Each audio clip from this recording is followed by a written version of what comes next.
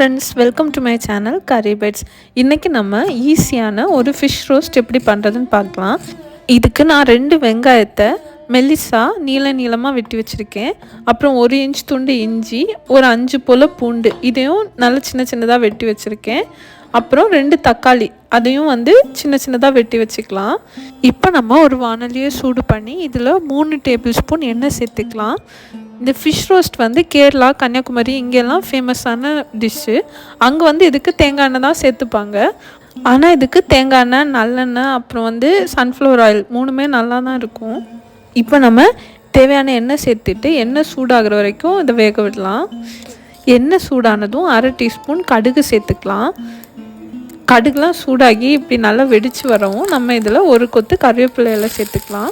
இப்போ வெட்டி வச்சுருக்க இஞ்சி, பூண்டு, 2 பச்சை மிளகாய் இவ்வளவும் சேர்த்துக்கலாம். இதை நம்ம ஒரு 30 செகண்டுக்கு லைட்டாக வதக்கி விடலாம். இப்போது இதில் நம்ம வெட்டி வச்சுருக்க வெங்காயத்தை சேர்த்துக்கலாம். இப்போது வெங்காயம் பொன்னிறமாகிற வரைக்கும் நம்ம வதக்கிக்கலாம். வெங்காயம் நல்லா பொன்னிறமாகி வந்தோடனே நம்ம இதில் உப்பு சேர்த்துக்கலாம். நான் 1/2 டீஸ்பூனை விட கொஞ்சம் அதிகமாக உப்பு சேர்த்துருக்கேன். இப்போது இதில் 1/4 டீஸ்பூன் மஞ்சள் தூள், 1/2 டீஸ்பூன் மிளகாய்த்தூள், 1 டீஸ்பூன் காஷ்மீரி மிளகாய்த்தூள், 1 டீஸ்பூன் மல்லித்தூள், 1/2 டீஸ்பூன் பெருஞ்சீரகத்தூள் இவ்வளோத்தையும் சேர்த்து 1/2 நிமிஷம் இதை நல்லா வதக்கிக்கலாம்.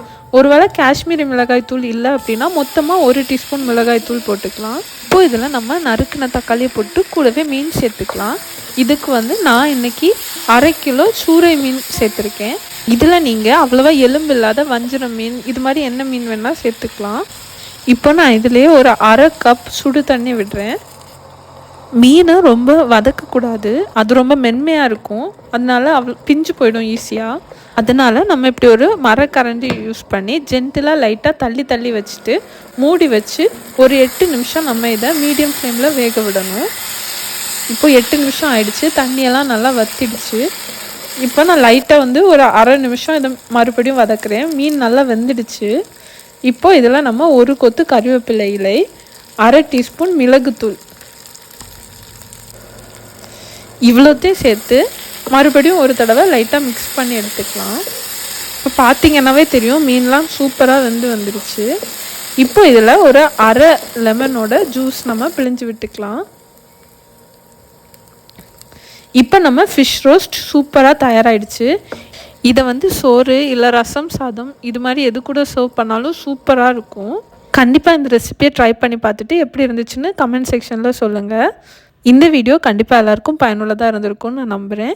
வீடியோ பிடிச்சிருந்தா கரி பைட்ஸ் தமிழ் சேனலுக்கு சப்ஸ்கிரைப் பண்ணிக்கோங்க. நன்றி.